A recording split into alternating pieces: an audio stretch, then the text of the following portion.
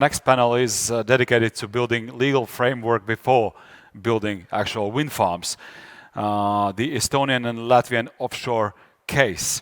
But before the panel, we have two presentations. They didn't let you leave, so you have to deliver those. As for the script, Timo is first, so please, and then Liga.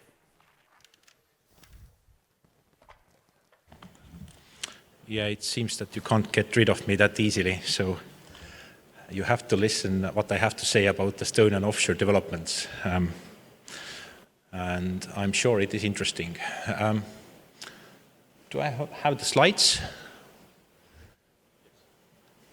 Yes, we have the slides. As I said already, my name is Timo Tatar. I'm a Deputy Secretary General for Energy and Mineral Resources. And since day before yesterday, I'm from Ministry of Climate. So we have a new government in place, and first time in history, Estonia has a climate minister, and energy is part of the newly formed climate ministry. But first of all, maybe just to get you acquainted where Estonia stands right now when it comes to renewable energy, because I guess this is the most important metrics nowadays when comparing how countries are doing regarding green transition. And I'm glad to say that Estonia is doing quite good.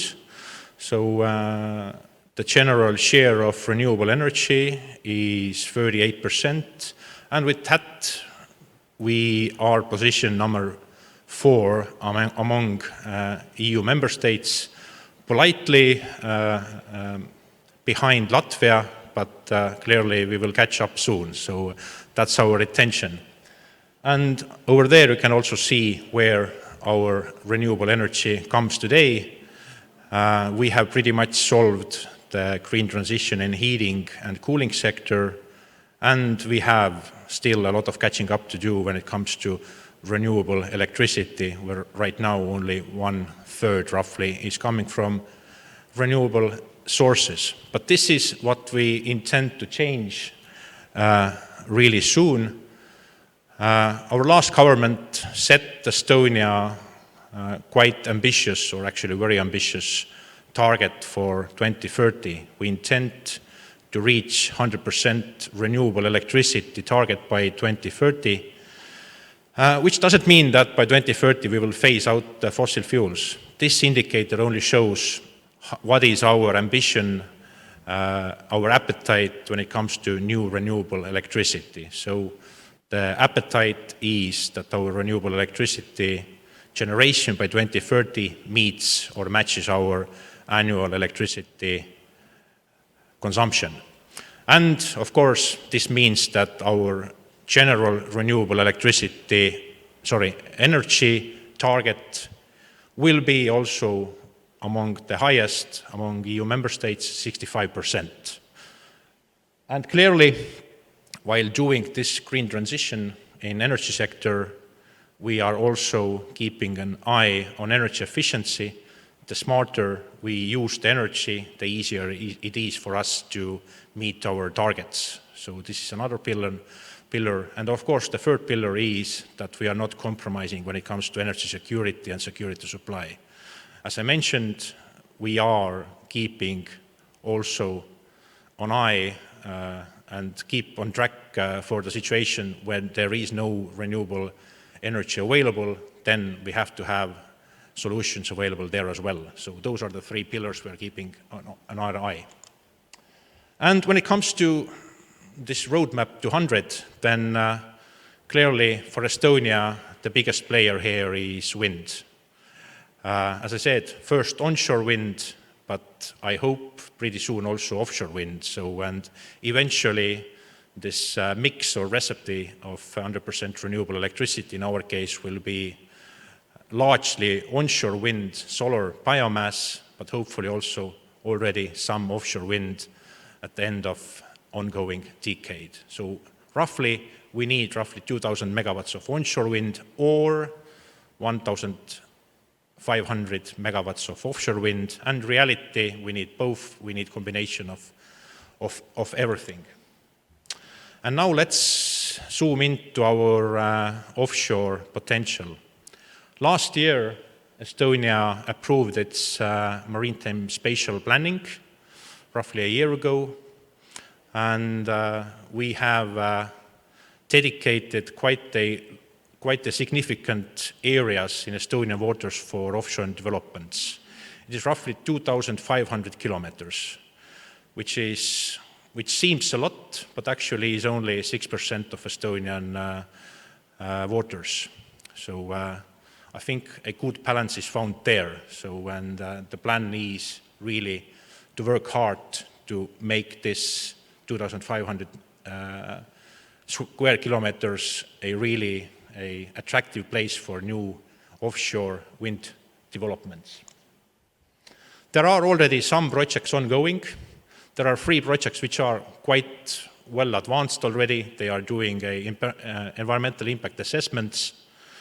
They are all indicating a readiness to start operations in 2030, some even a bit sooner, some a bit later, but this is where we are right now. There are projects which are well ahead, and there are still a lot of potential for newcomers to step in. And there is also one project called Elwind, where Estonia and Latvia is cooperating, creating a hybrid project, meaning that we are doing a homework as a states ourselves and then putting a pre-developed areas on auction, which should be launched in 2026. And then, as I said, besides the existing projects, there is a lot of potential in Estonia where interested parties can apply and start developing projects from the scratch. And actually the interest towards those areas is also quite enormous. Right now there are 43 different interested parties who are hopefully this year competing for the new areas. The tender process for the new areas has already started, and we hope to see the results later this year, fourth quarter. Is that all we do? Nope. We are also working hard to make our investment environment more smoother. When it comes to permits, right now there are 3 different permits. The intention is that there will be 1.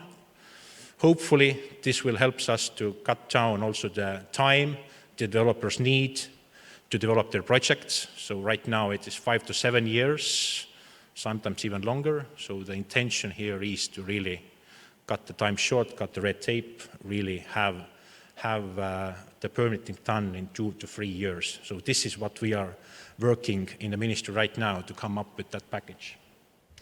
The other issue which has been a headache for Estonia renewable energy developments is defense restrictions.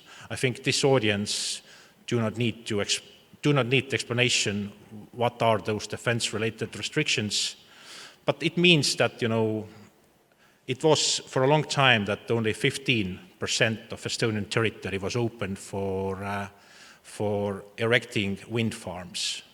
In the last couple of years, Estonia has made investment decisions in amount of more than 100 million euros. I calculated yesterday it was 120 million euros to build direct new systems which helps us to open up territories, both onshore and offshore, for new wind farms. We expect that eventually 80% of Estonian territory will be open for wind farms. So this is the plan which we have been working for, and I think that's one of the most important foundations for really having a attractive investment environment. And the third thing which we can't get over is the grid developments. We are working hard to have new interconnections to north, to south, to Latvia, and also we are looking the possibilities the Baltic Sea is offering and the countries who are neighboring in other Baltic Sea countries. So this is again something where we are doing our utmost really to make the market bigger. Thank you. That's it.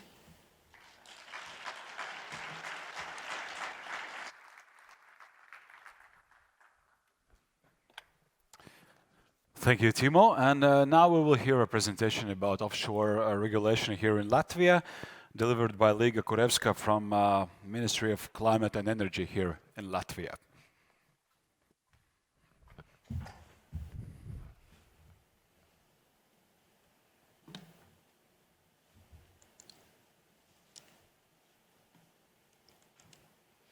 So, hello. It's my pleasure to greet you all.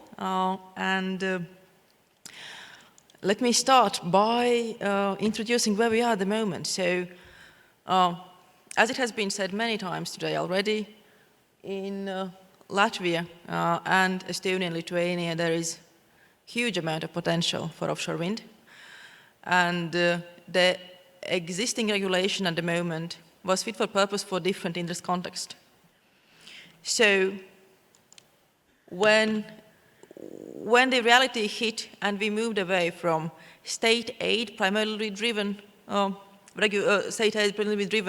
renewable development to renewable development which is based primarily on business needs, we were a bit caught in starlight.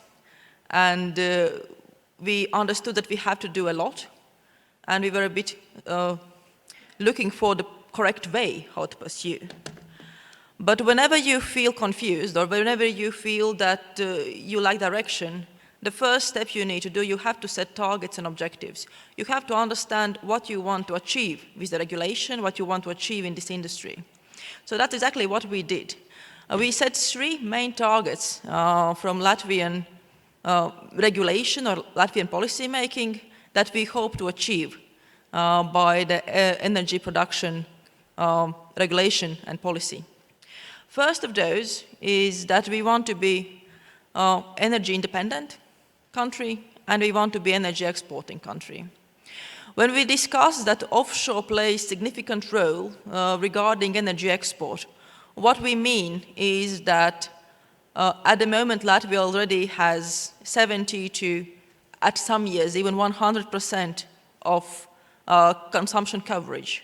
So by the time when we have offshore windmills up and running, we have to be an exporting country. We have to have grids ready. We have to have interconnections ready to ensure that we get the best investors and we get the best businesses working here in Latvia.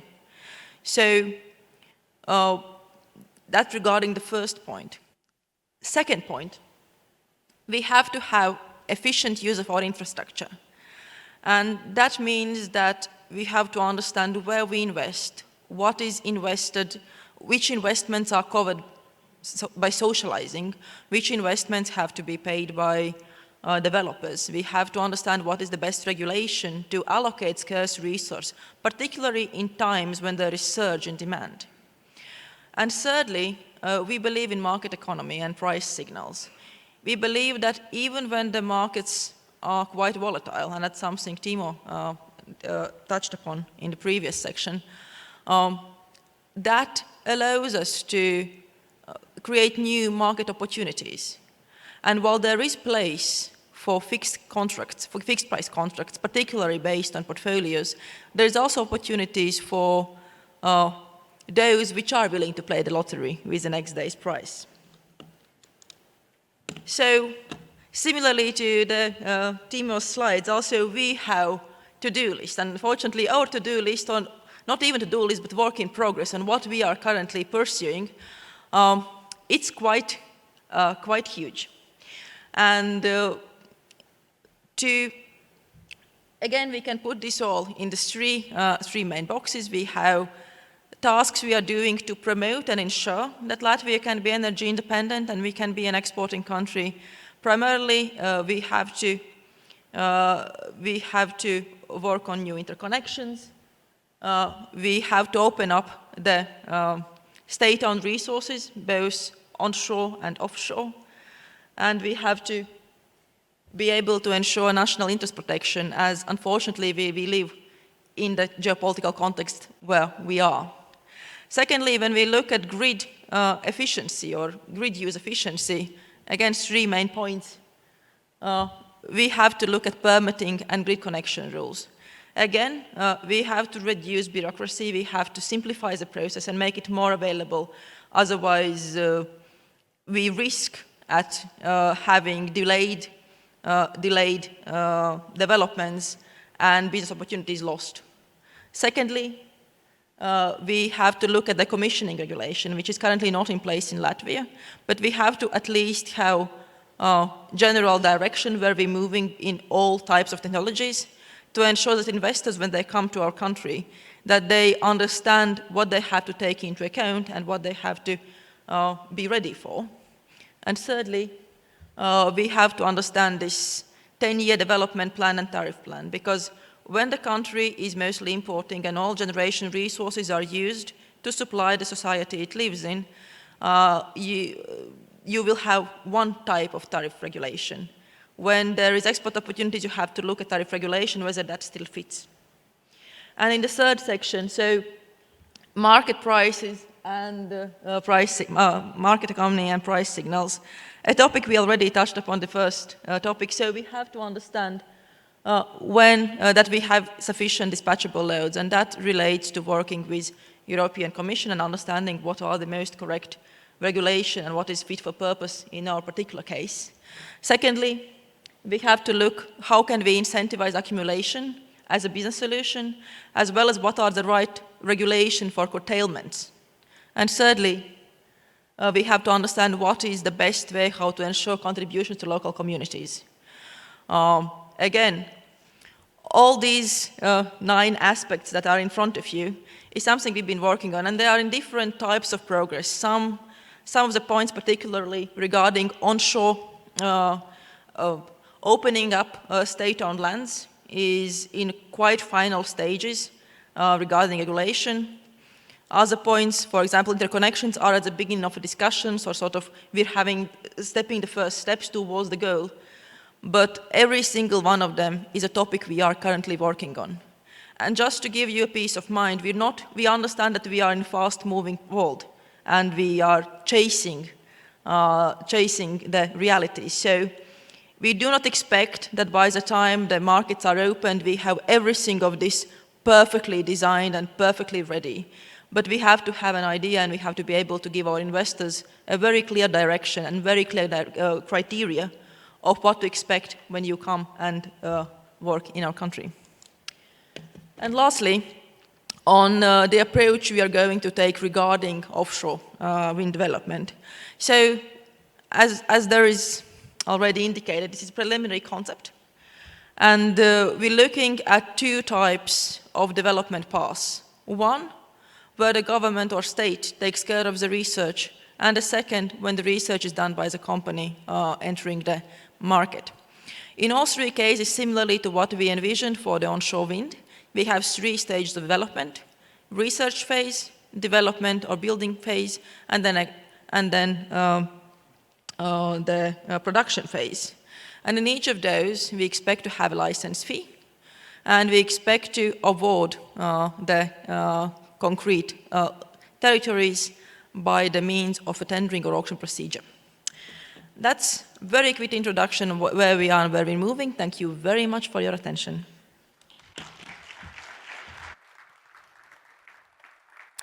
Thank you.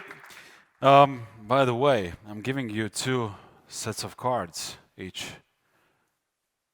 Judging by your face, you didn't know this before.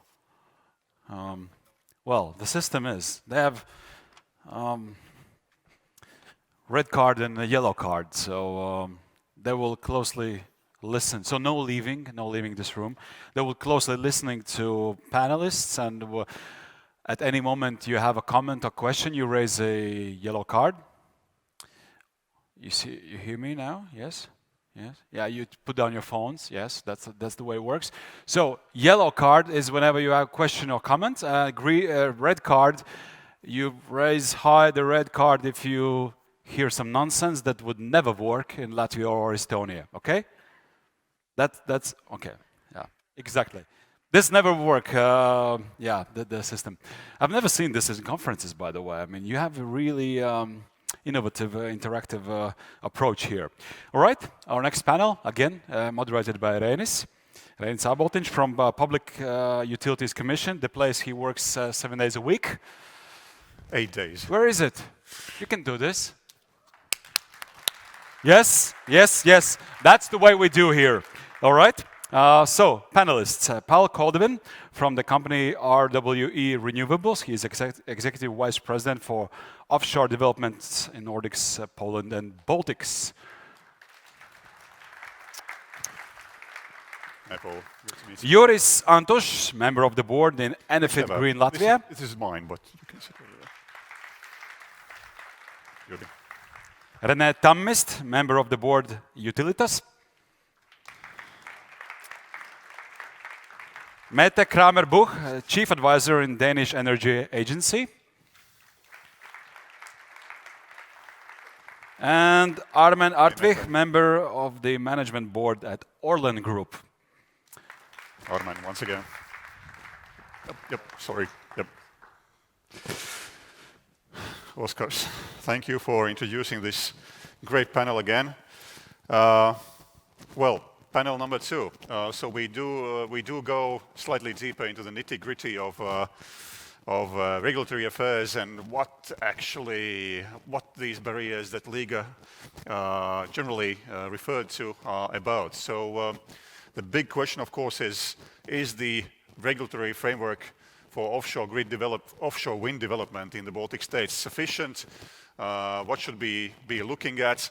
How not to over-regulate? What is perhaps the needed minimum that the business is looking at to have this clarity that was referred to also during the first panel? Also, going slightly deeper, perhaps in some more detail regarding the CFDs or PPAs or any other model, how important it is, and whether the business models actually work without that. So also the regulatory aspects of that, and definitely to elaborate a little bit more on how to deal with the procurement, whether we shall procure connections as part of the deal, capacity development, or shall we leave it for socialization. So this is, well, not limited to, as we usually say, including but not limited to. So if you see other aspects that I have not pointed towards during this introduction, then you're welcome definitely to point towards that and to mention those. It's a difficult task always when you have such an excellent panel to pick the first speaker here, but I would perhaps like to begin with business this time and ask Juris, do you think the regulatory framework currently is sufficient for offshore grid development? Because, I mean, Estonia has something and Latvia has virtually nothing besides marine spatial planning, right? Yeah. Hello, everybody. Yeah, good question, and let's start with this, that I would like to point out crucial moments like regulation quality and timing.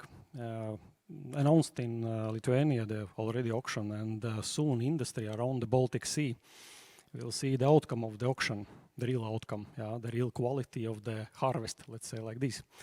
And in industry, it will be like a signal how to move forward. And I think as the generally offshore is hot topic. Look at the attendance, yeah, so many interested people and entities, and so. And I think this real harvest will show us the trend. And especially in Latvia's case, I think that it's important to keep prioritize quality of regulation for auctioning on top of imaginary interest, and keep this balance really in balance. And if it's needed after some time to do some adjustments and fine-tuning. and be smart. So it sounds very easy indeed, but the reality sometimes is not as easy as that. We understand that, well, we have a scheme in our head, right, when we are thinking about, all right, offshore development. It's easy, it's just step one, step two. Okay, so seems to be very simple, but from the Danish experience, Mette, is it really so simple? What are the key barriers? Do you think from the Danish experience, what are the steps you absolutely need to take and the minimum requirements that you have to provide so that the business sees that, all right, we are welcome indeed? I think that each market and each country is very different. I think this is also, of course, the case with Estonia, Latvia, and Lithuania. They have their own system, own languages, own political cultures, regulatory cultures, and those, of course, will carry over into any regime that is being put in place. So there's no size fits all, and there's not even one size fits the next size, if you can say, because this is a rapidly developing market. And it's what we've learned in Denmark is that every time we do a new site allocation round, we need to learn from what happened since we did our last round. So it's a continuously moving target. But I will say, sort of, as you can condense certain things that need to be in place for things to happen in a market. And of course, the first thing, which is very well implemented in my view in all three Baltic states, is of course the planning, the marine spatial planning. You need to know what you're asking. You need to know how it fits into your electricity system and your energy system as such, and that gives the credibility for the industry to trust the market. And from there on, there are various allocation mechanisms, there are various other planning tools that can be used, such as a very thorough grid planning is also something there's a big focus on in these markets. And I think that from a regulatory perspective, these early stages is something that we, at least in the Danish Energy Agency, are very aware of.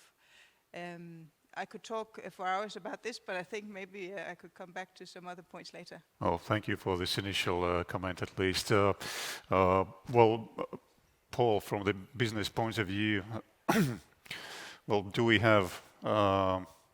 you think as a really big company, I mean, we saw the advertisement at the beginning of the conference. I mean, that's impressive portfolio.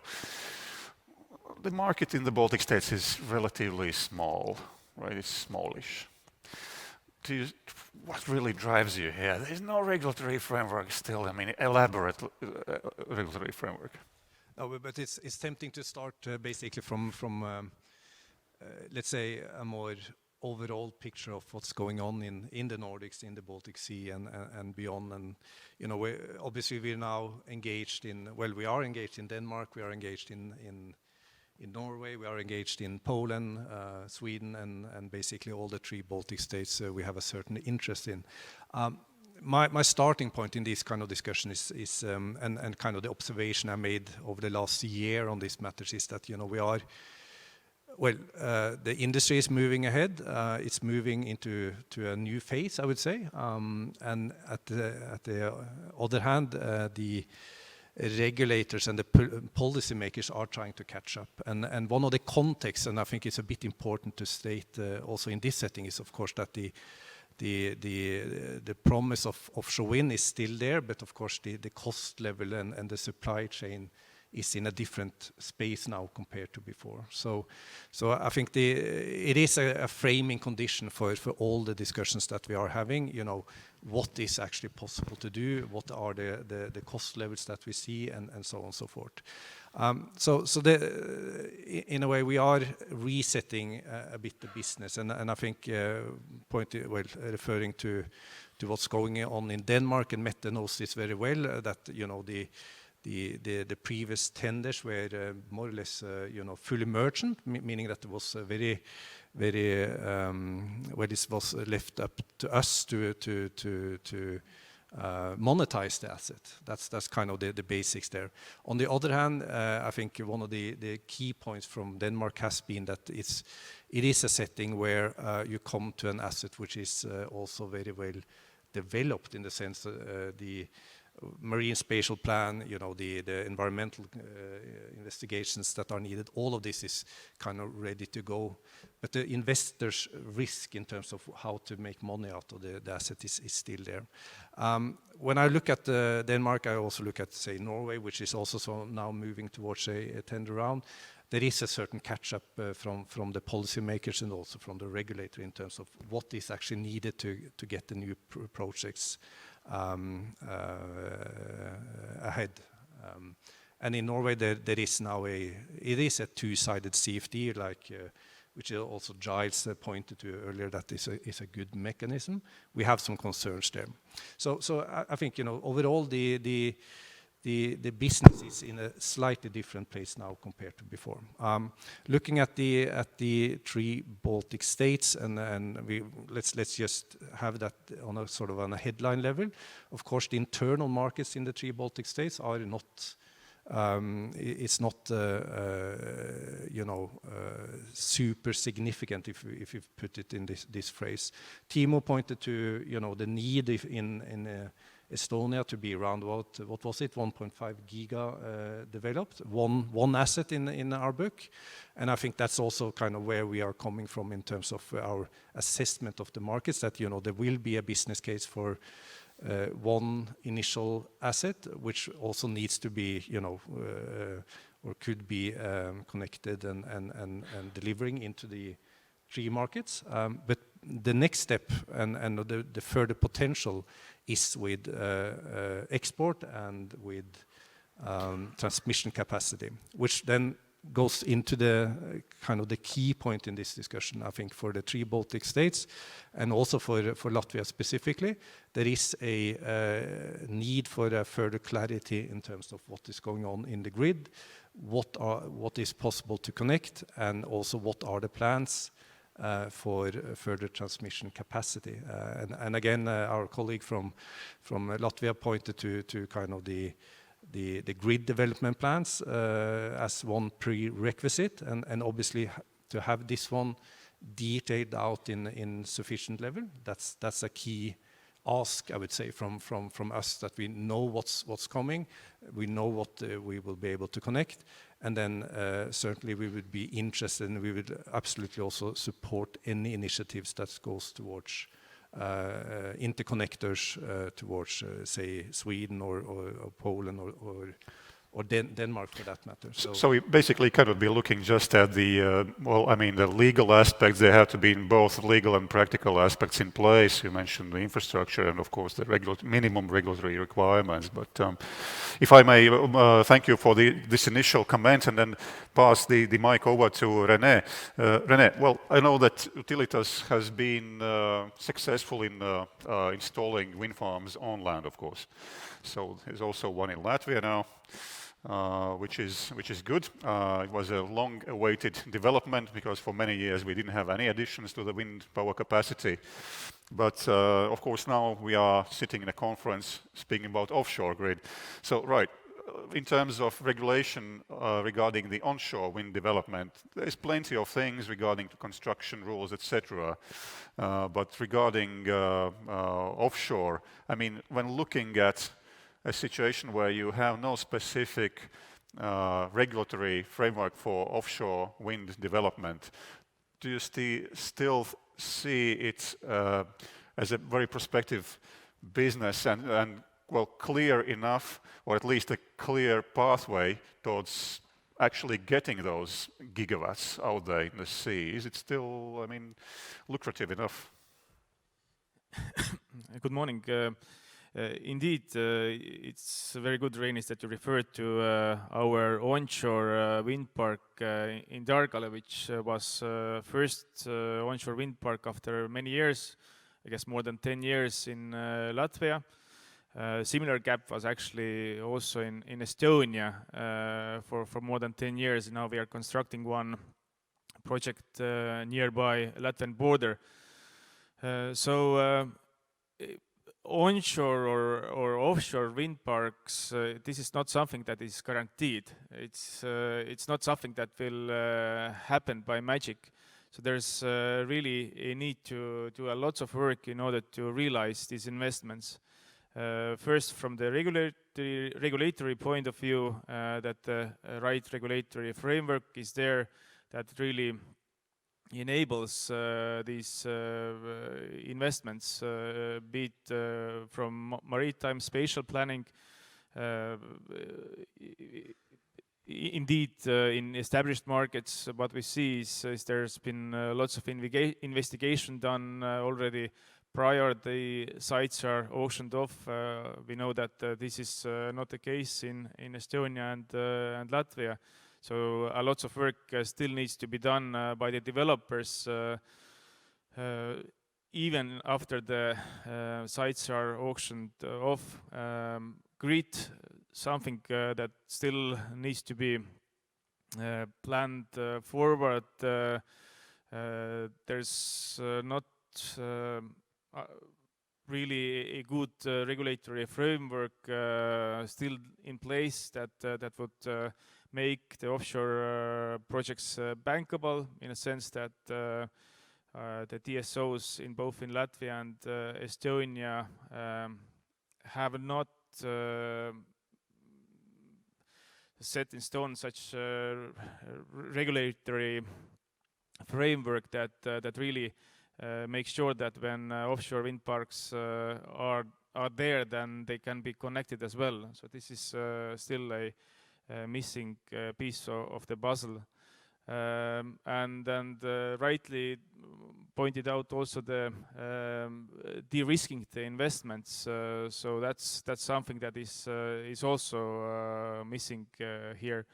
So this is not guaranteed that offshore will happen. So there's a lot of work that has to be done by all the players, be it the regulators, government, be it DSOs, be it developers. But I think the conditions are there, and there's a good opportunity to actually develop something that is really making our region bigger, that we could contribute with our excess energy to the needs of Central European markets. Right. So basically, you just seconded the fact that we are still in, well, literally in uncharted waters, right? So there are marine spatial plans, which is good, which is already an important step because it takes years and years to draw one up. There's consultation with fishing industry, with marine transportation industry, with defense industry, whatnot, leisure and pleasure as well. So there are many aspects to that, but we are still in uncharted waters to a large extent. And here I would like to let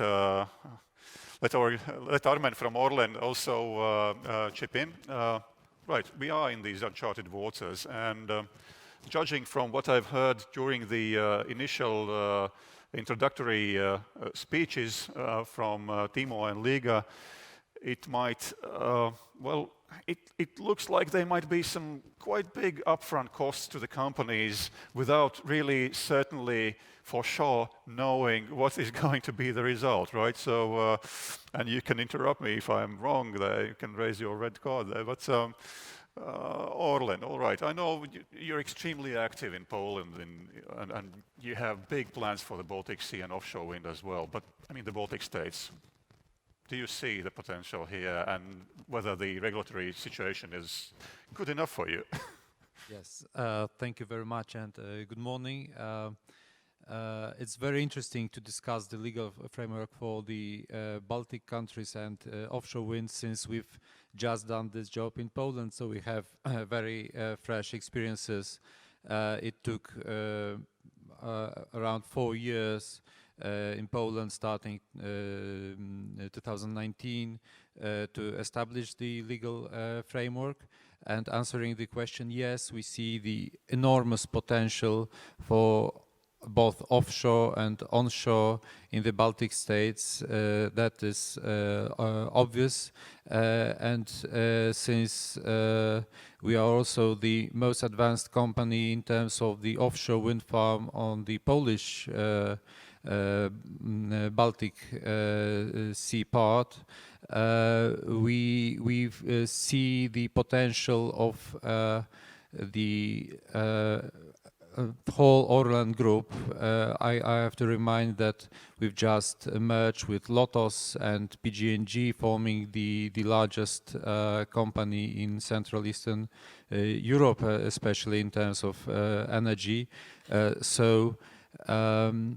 Looking at the plans of offshore wind in the Baltic states, I am convinced that we need to look at the broader picture. And I'm glad that during the previous panel, it was mentioned several times the matter of the stability of the energy system. Adding such capacities of offshore wind, which are possible, for instance, in Latvia, raises the question of stability of the system very, very high.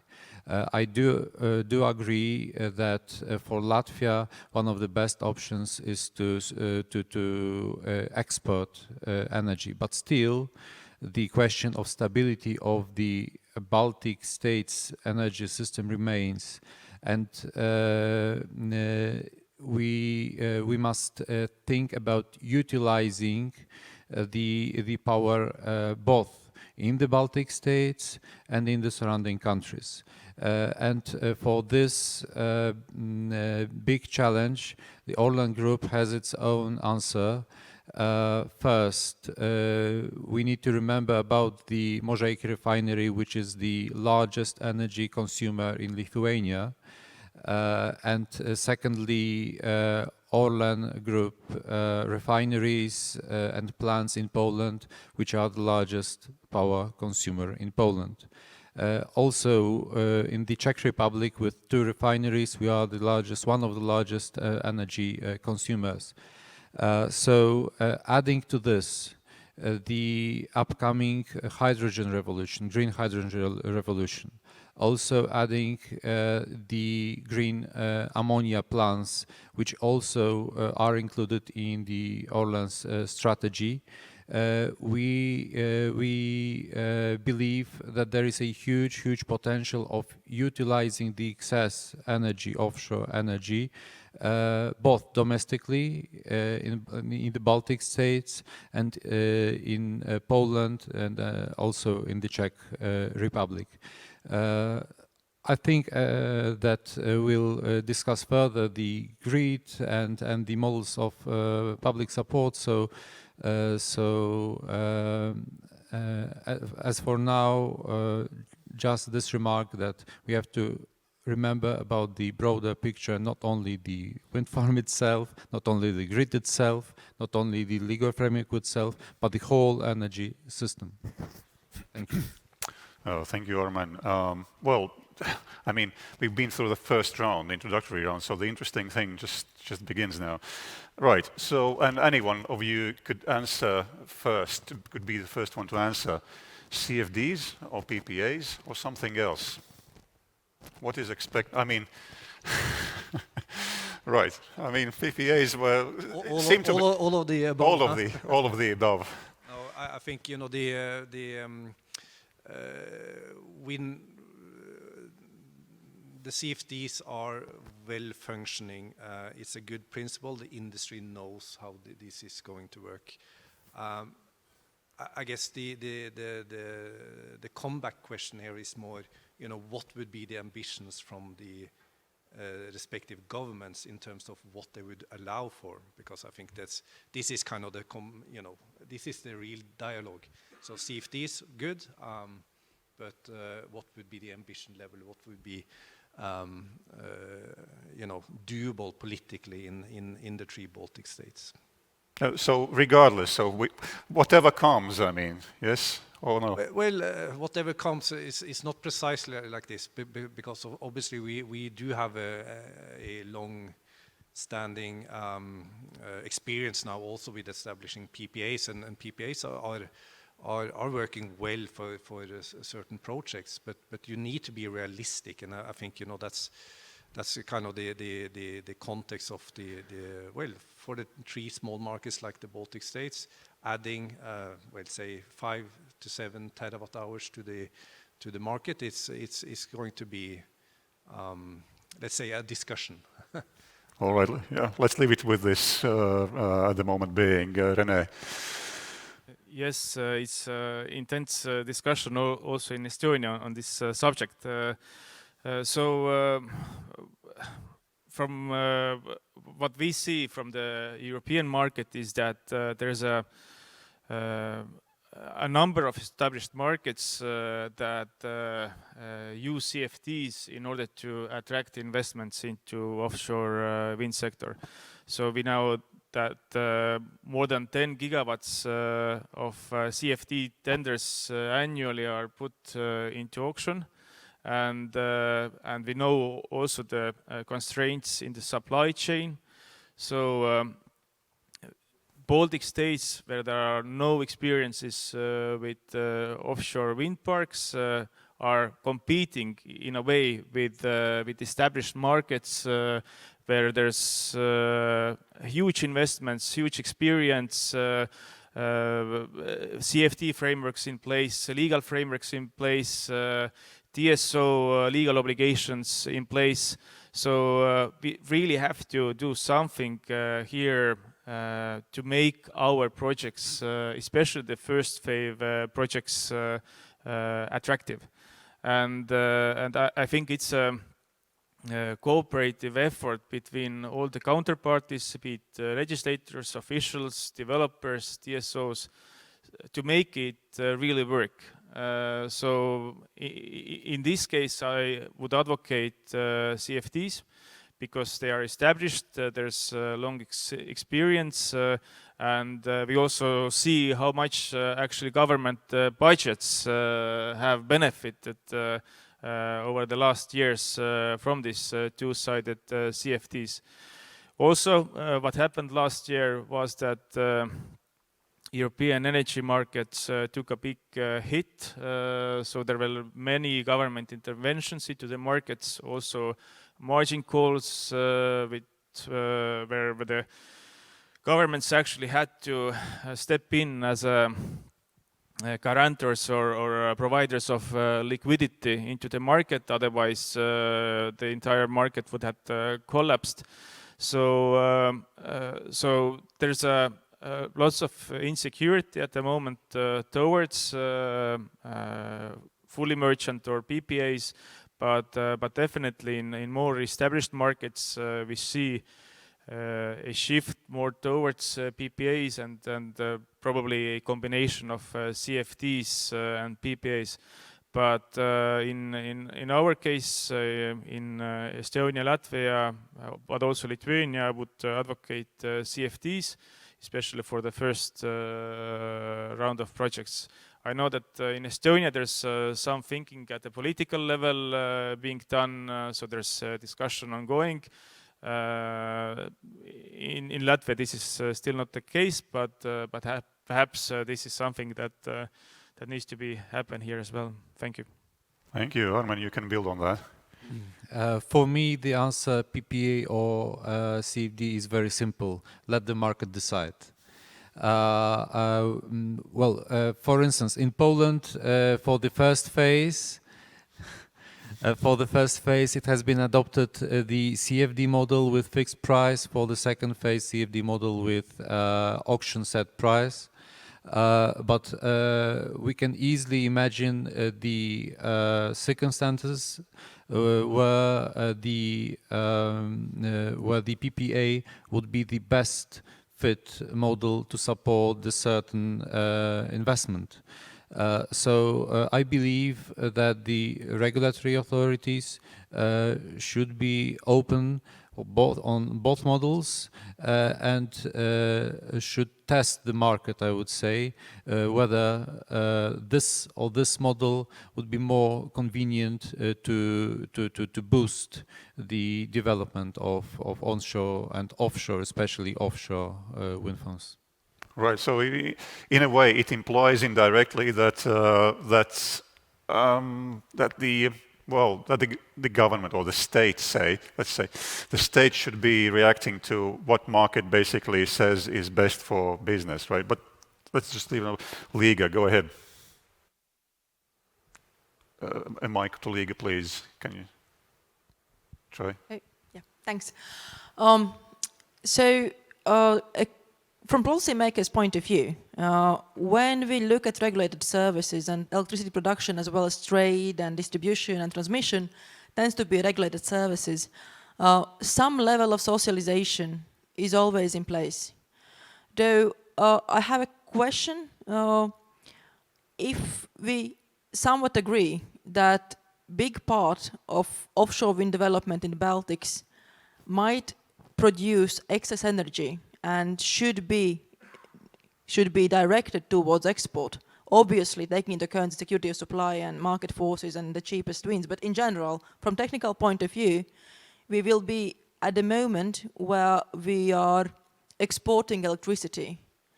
Are CFDs best policy where taxpayers cover difference of costs of one nation for electricity that is being probably exported, or whether in that case PPAs seem to be a more market-oriented solution?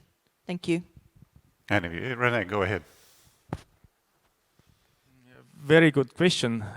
I think one debate that needs to take place is to what extent offshore wind is indispensable in the Baltic energy system. I argue that it is indispensable because we can install 1,000, 5,000, 10,000 megawatts of onshore, but to a very large extent they work at the same time.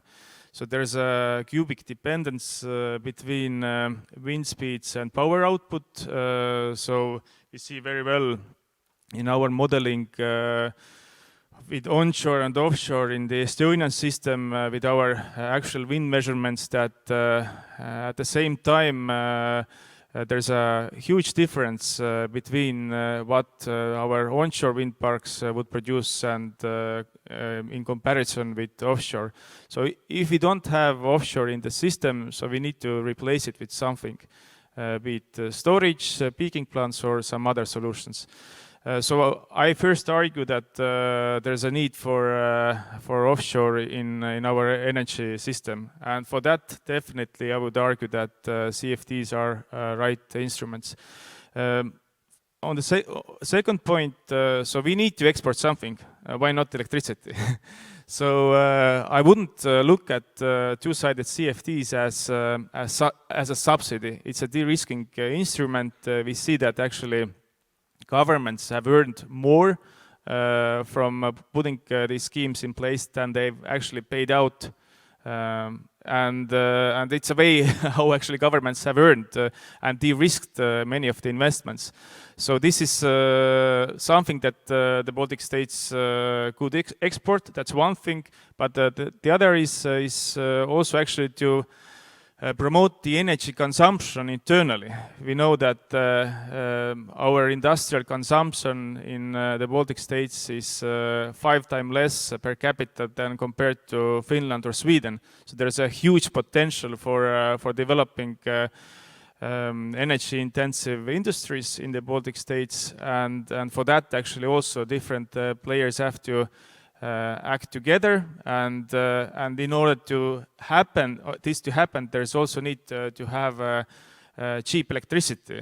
So that's a way to encourage the production of cheap electricity. Right, Juris is ready to jump in. We in the Wind Energy Association, especially in the offshore working group, created common work, let's say, and yes, position how we industry see it. Members, big players known in the market and worldwide, they have participated, and we created, we can say so, wish list. And of course, this topic about CFDs and PPAs is included as well. We, Energy Association, supported the new ministry, creation of the new ministry, and I hear, how to say, optimism and positivism and ambition from the ministry, and so suggestion to have a talk, continue to this discussion, because it's not easy task.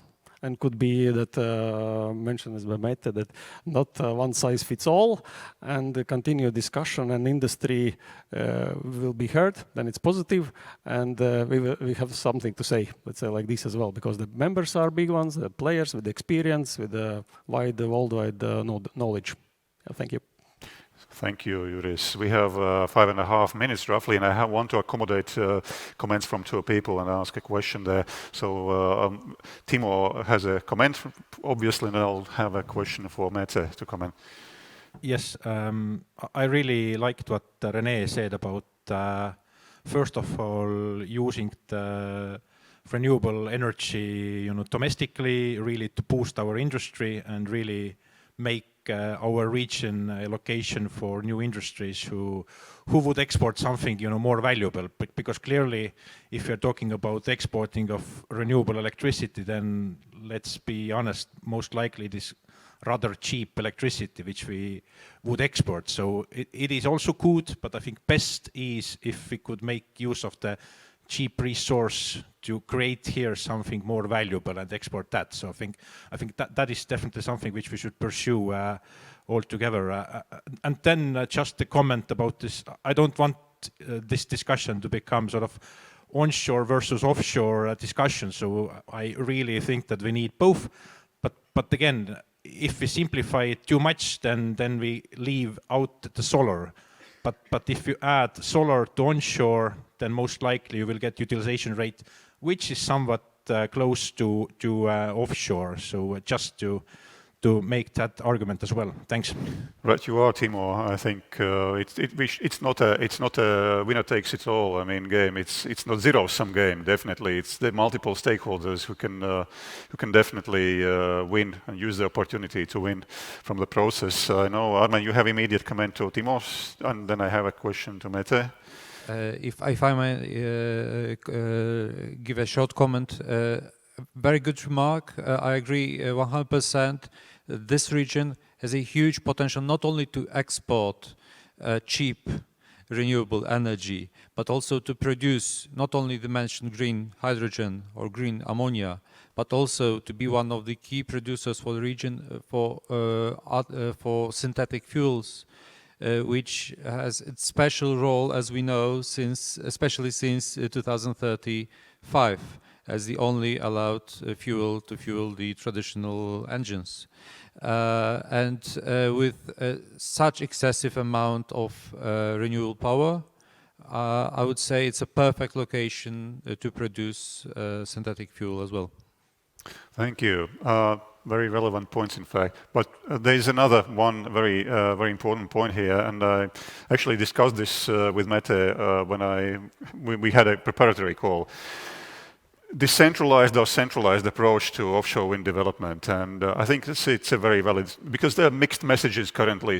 I have a feeling there are mixed messages. On one hand, government wants to be engaged actively. On the other hand, it wants to delegate the development of the market to the market, right? So, Mette, what's the experience from Denmark here? You had a very good comment.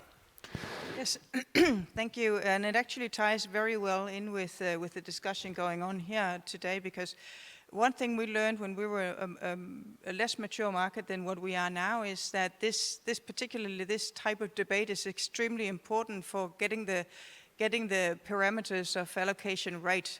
We use tenders in Denmark, and the tender procedures, the tender process is an extremely important tool to find out how exactly to do to do the de-risking and getting the socioeconomic price of offshore wind down to the lowest possible level.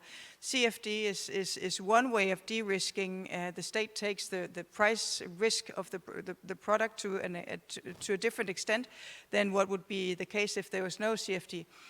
That's not the only de-risking tool in the toolbox. There are also elements like compensation for curtailment and breakdown of your unforeseen outages and risks of the price of decommissioning, and the very many tools in this toolbox. And I think that only CFD is only one of those that can be discussed with industry.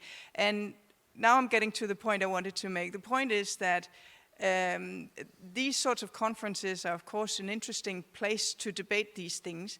But what we do in Denmark is also to have this, what we call investor dialogue, this is only one part of it, but we pre-qualify some professional, experienced, good actors in consortium, often with local people. And then in this, this allows us to have an open debate with specific, knowledgeable people that allows us from the regulatory point of view to try to understand the different business models that these different companies come from.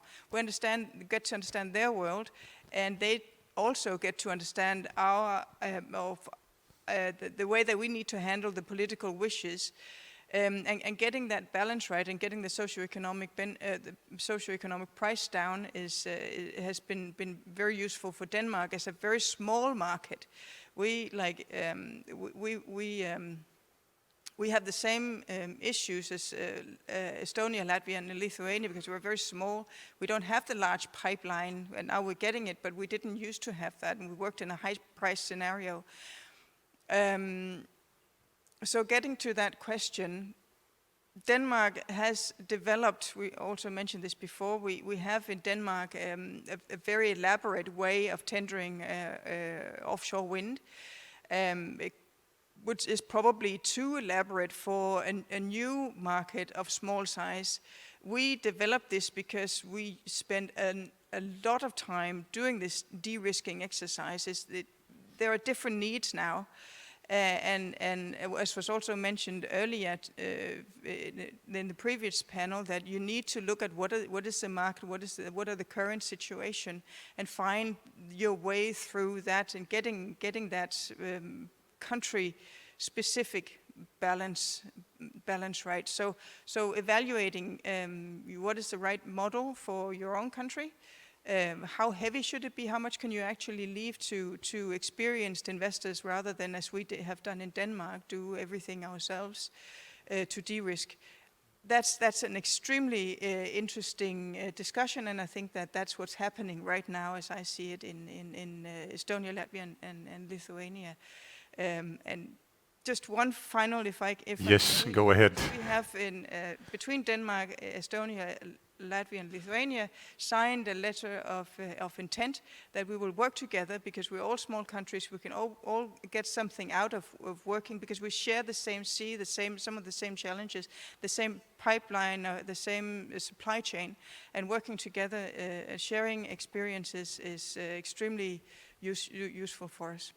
Thank you. I think what a better ending to the panel, I think, than this. Of course, 40 minutes is a punishingly little time for this debate, but at least we managed to highlight, I think, the most important aspects, and I'm absolutely sure that the stakeholders, be it business or state authorities or regulatory authorities, will be working together. And of course, I mean, we should not forget also civil society as well. I mean, social acceptance, even in the case of offshore wind, is we should not disrespect that. So we have to command the highest respect to all involved stakeholders. So with this, it's a pity to finish this panel, but I would like to thank people in the spotlight. Oh, they are not in the spotlight anymore. Liga and Timo, once again, for your contribution here. And also the contribution from Armen, Mete, René, Juris, and Paul. You were great again, just like expected, and I wish you all the success in negotiating the the best possible stage for the deployment of wind energy in the Baltic Sea region. So thank you all.